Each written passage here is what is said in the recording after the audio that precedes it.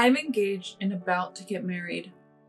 Right now, we're living in a cramped apartment, but we're planning to find a new place before we tie the knot. Between the new house, the wedding, and the honeymoon, we're gonna be super busy. Yeah, for the honeymoon. Let's go wherever you want, Eleanor. Really? That makes me so happy. I was so excited about our future together.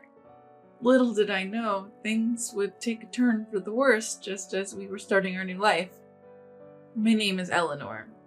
I'm 27 years old. I live in a small apartment with Norman, my soon-to-be husband.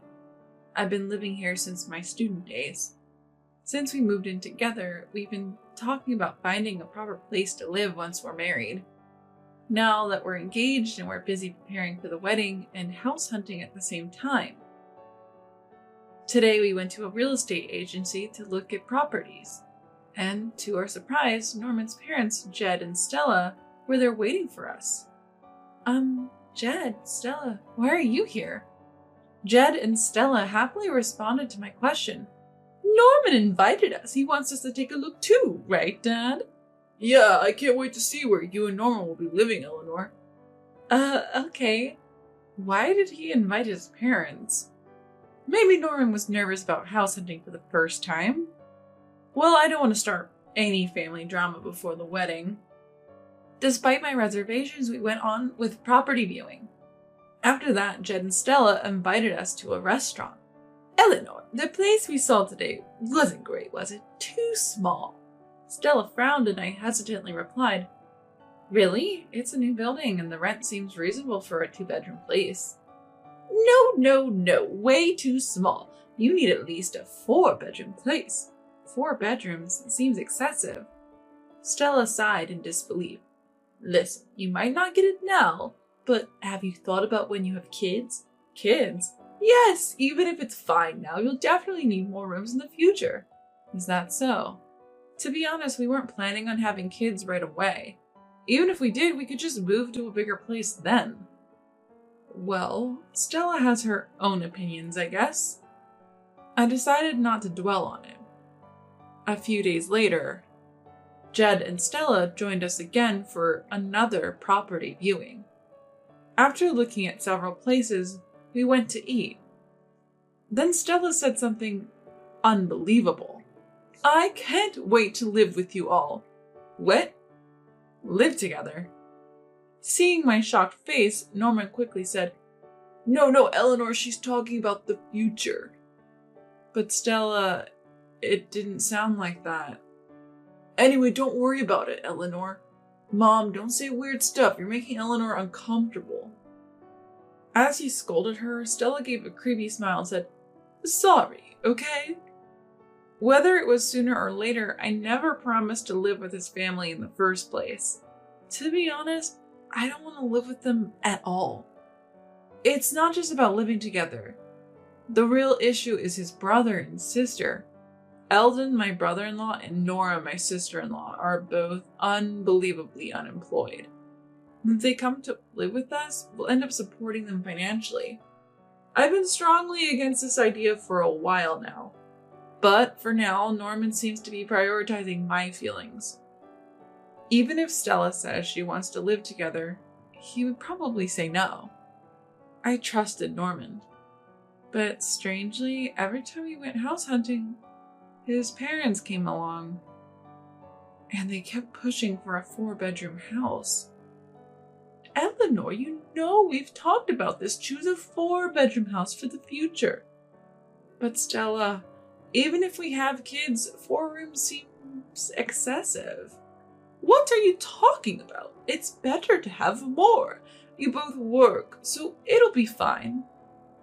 But still, just listen to me. Take advice from someone who's been around longer. After much persuasion, we ended up signing a lease for a 4-bedroom house, almost as if Stella had her way. As expected, the rent is higher than initially planned.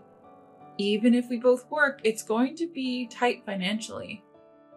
But I don't want to ignore Stella's opinion and have issues later. Considering future interactions with my in-laws, I decided to see if, as a necessary compromise. After signing the lease for the new house, the wedding is fast approaching.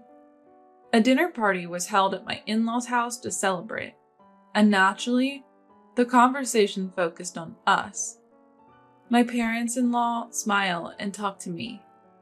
The wedding and the move are coming up. So exciting. Absolutely. It's time for celebrations.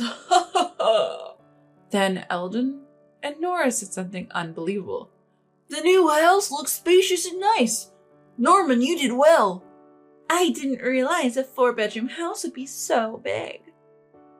I couldn't let that comment slide. Wait, Eldon, Nora, you visited our new house? Of course. It's the house Norman chose. We're family, so we have to check it out. Are you kidding me? Who goes to check out their younger brother's new house without telling them? It's just weird, no matter how you look at it. With growing concerns, the dinner party at my in-laws' house ended. When we got home, I decided to double check with Norman. Norman, we agreed not to live together, right? Yeah, of course. Good. Stella keeps coming to the viewings, and what Eldon and Nora said today made me anxious. I'm sorry for making you worried. You don't have to, Eleanor. I'm glad you said that, Norman. Thank you. I felt completely reassured by his words, but 2 weeks later, my trust would be completely betrayed. Our wedding went off without a hitch, and we went on our honeymoon. We had already moved our belongings to the new house from the old apartment. We planned to dispose of the remaining old furniture by the end of the month when we vacate the apartment. After returning from the honeymoon, we were supposed to go straight to our new home. We returned from our honeymoon full of memories.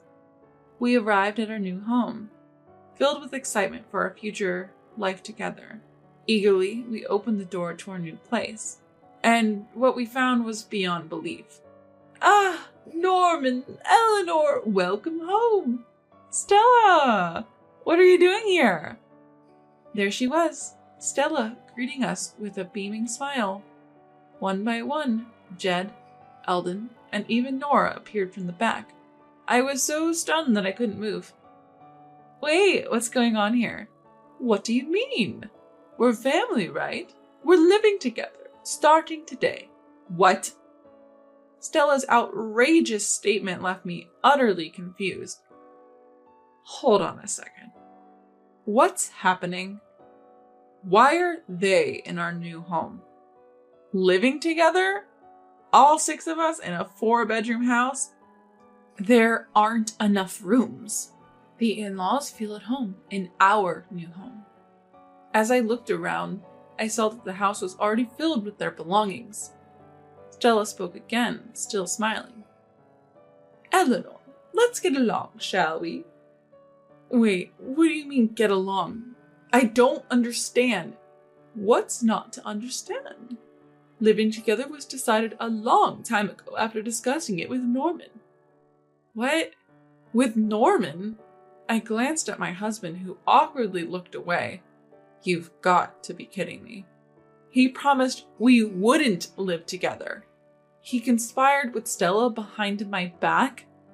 Barely containing my anger, I calmly told Stella, I wasn't informed about this, and besides, there aren't enough rooms for 6 people. 1 room for you and Norman, 1 for your father and me, and 1 each for your brother and sister. That's plenty. Who decided on this room arrangement? And Eldon and Nora get their own rooms? This is beyond audacious. I can't just suddenly live with you all. Stella responded nonchalantly. What are you talking about? You're working too, so it's fine. We were thinking you could support us all. Wait, support you? Yes. Now that we're living together, your father has quit his job, but if you and Norman work, we don't have to, right? We're counting on you. What? Unemployed, Eldon and Nora, housewife Stella, and now retired Jed? They expect us to support all of them. This has to be a joke. I glared at my husband again, who by now had brazenly settled into the sofa. I checked the other rooms and they were filled with unfamiliar belongings. Our stuff was crammed into the smallest room in the house.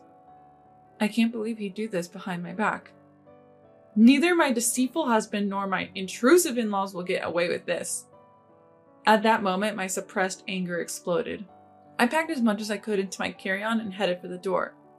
My husband noticed my actions and yelled from behind, "Hey, wait! Eleanor, where are you going with all that luggage?" Where am I going? Back to our old apartment. Why? Our married life starts today. Are you kidding me? Live in this house? Are you out of your mind? Confused, my husband tried to reason with me. Eleanor, this is your home too. We just got married. Let's just calm down. Calm down? After lying to me about not living together? All I wanted was a happy married life with you. Now I feel deceived. A relationship built on lies and lack of communication is not marriage. But... Hearing our argument, Stella intervened. Now, Eleanor, calm down. Living together is a good thing. We can share household chores, and when you have kids, we can help take care of them. Share chores? Take care of kids? Are you serious? Of course, the more the merrier, right? Merry. More like noisy, lacking privacy, and costly. If we're supporting all of you, there's no way we can afford to have kids. Stella's face turned red at my blunt response. How dare you talk to your mother-in-law like that? We're offering to live with you. I didn't ask for this.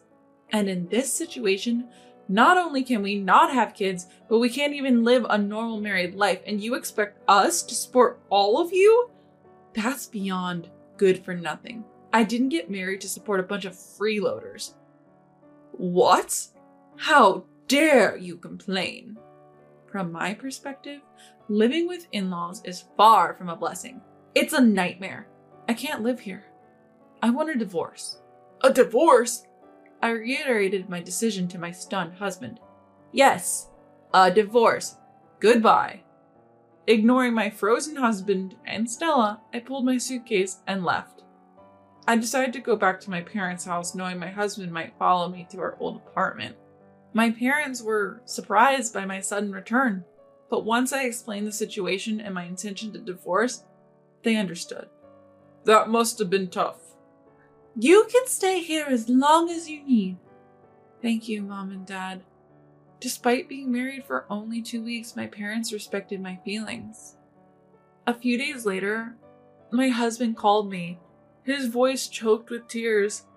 Hey, Eleanor, come back, please. Why now? We're getting a divorce. Ignoring my cold tone, my husband persisted. I'm in trouble. If we get a divorce now, I'll have to pay the high rent and living expenses for 4 people. Well, you brought this on yourself, didn't you? Don't say that. Can you at least help me with half the rent? Pay rent for a house I'm not living in? Are you insane? I need you, Eleanor.